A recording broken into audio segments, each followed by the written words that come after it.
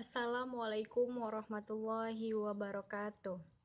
Perkenalkan, nama saya Vika Berliana, program studi Ekonomi Syariah semester 7.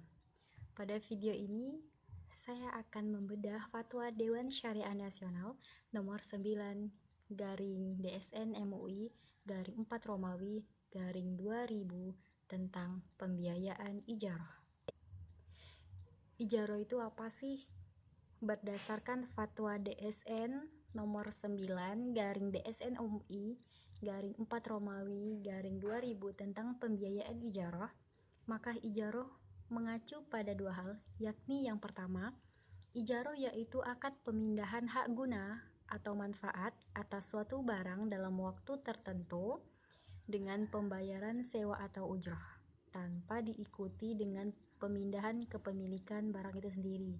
Yang kedua, akad untuk memperoleh jasa pihak lain guna melakukan pekerjaan tertentu melalui akad ijarah dengan pembayaran upah, ujroh atau fee. Dengan demikian, akad ijarah tidak ada perubahan kepemilikan, tetapi hanya pemindahan hak guna saja dari yang menyewakan kepada penyewa. Nah, karena ijarah merupakan akad yang berputar di manfaat suatu benda, ijarah ini tidak bisa diterapkan pada benda itu sendiri. Saya ulangi, karena ijarah merupakan akad yang berputar di manfaat suatu benda, ijarah ini tidak bisa diterapkan pada benda itu sendiri. Sebagai contoh, misalnya saya mau akad ijarah dari buah di pohon kurma. Nah, buah kurma ini tidak bisa diijarahkan. Mengapa? Karena bendanya itu, si buah kurma ini adalah benda yang dapat dijual kembali, sehingga tidak bisa diijarahkan. Nah, apa sih yang bisa diijarahkan? Adapun yang dapat diijarahkan adalah produk-produk yang sifatnya jasa, atau memang manfaat dari suatu bendanya. Jadi bukan bendanya. Contoh, saya membuka usaha jasa pengetikan.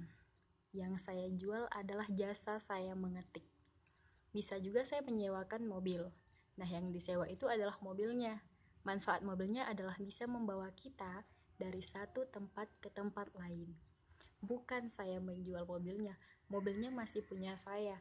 Tapi manfaatnya atas mobil tersebut, kegunaan atas mobil tersebut dialihkan menjadi pemilik penyewa pada durasi tertentu. Apa sih yang menjadi landasan adanya akad ijarah ini? Yaitu terdapat pada Quran Surah Al-Qasas ayat 26 yang berbunyi, Qalat ihdahuma ya abti ista'jir, inna khaira man ista'jar al-qawiyyul amin. Yang artinya, salah seorang dari kedua wanita itu berkata, Hai ayahku, ambillah ia sebagai orang yang bekerja pada kita, karena sesungguhnya orang yang paling baik yang kamu ambil untuk bekerja pada kita adalah orang yang kuat lagi dapat dipercaya. Dengan adanya Fatwa DSN nomor 9 garing DSN MUI garing 4 Romawi garing 2000, maka secara legal ijarah merupakan akad yang diperbolehkan dalam Islam. Dalam fatwa tersebut terdapat 4 ketetapan. Yang pertama, rukun dan syarat ijarah.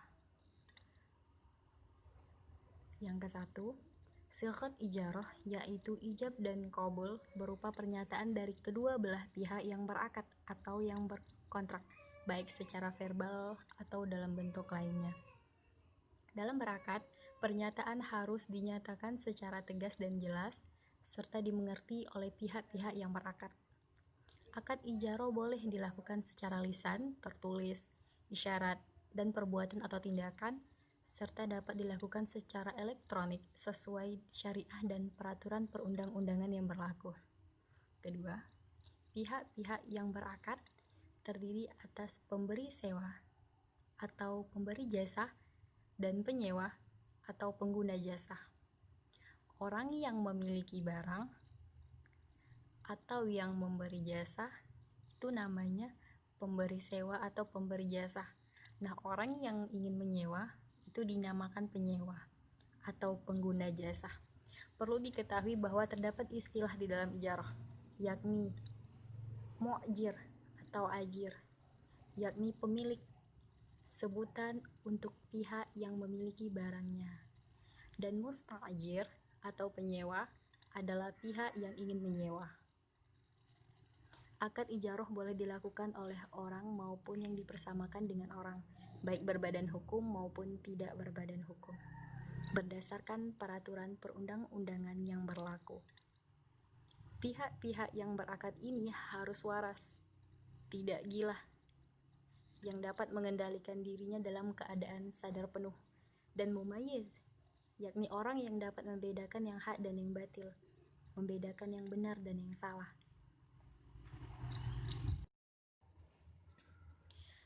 Poin ketiga, objek akad ijarah adalah manfaat barang dan sewa atau manfaat jasa dan upah, atau juga disebut ma'jur, aset yang disewakan, dan ujroh, harga sewa. Manfaat harus jelas sehingga diketahui oleh mu'jir dan musta'jir atau ajir. Ketetapan kedua, ketentuan objek ijarah. 1. Objek ijarah adalah manfaat dari penggunaan barang dan atau jasa. Jadi, manfaat dari suatu barang yang disewakan itu adalah objeknya. Kedua, manfaat barang atau jasa harus bisa dinilai dan dapat dilaksanakan dalam kontrak. Manfaat barang harus dapat diserah terimakan pada saat akad atau pada waktu yang disepakati dalam akad. Ketiga, manfaat barang atau jasa harus yang bersifat dibolehkan atau tidak diharamkan. Manfaat harus berupa barang yang dapat dimanfaatkan dan manfaatnya dibenarkan atau tidak dilarang secara syariah. Keempat, kesanggupan memenuhi manfaat harus nyata dan harus sesuai dengan syariah. Mu'jir atau si pemilik barang ini harus wajib memiliki kemampuan untuk menyerahkan manfaat dari suatu barang. Kelima, manfaat harus dikenali secara spesifik, sedemikian rupa untuk menghilangkan jahalah atau ketidaktahuan yang akan mengakibatkan persengketaan. Barang yang disewakan atau diijarahkan itu harus nafad atau kepemilikannya penuh. Tidak boleh menyewakan barang yang bukan milik kita. Dan perlu diketahui, barang yang disewakan sudah harus bebas dari kerusakan. Spesifikasinya harus sesuai dengan yang ditawarkan ketika awal akad. Karena kalau misalnya tidak sesuai, maka penyewa memiliki hak khiyar atau membatalkan akadnya. Keenam, spesifikasi manfaat harus dinyatakan dengan jelas, termasuk jangka waktunya bisa juga dikenali dengan spesifikasi atau identifikasi fisik. Harus valid dalam penjelasan spesifikasi barangnya. Barangnya itu apa? Manfaatnya apa yang bisa disewakan? Hak atas si penyewa itu apa saja? Kemudian upahnya berapa? Dan juga masa durasi ijarahnya, durasi penyewaannya. Itu harus jelas. Semua dijelaskan di awal akad. Ketujuh, sewa atau upah adalah sesuatu yang dijanjikan dan dibayar nasabah kepada lembaga keuangan syariah sebagai pembayaran manfaat. Sesuatu yang dapat dijadikan harga dalam jual beli dapat juga dijadikan sewa atau dalam ijarah. Kedelapan, pembayaran sewa atau upah yang berbentuk jasa atau manfaat lain dari jenis yang sama dengan objek kontrak.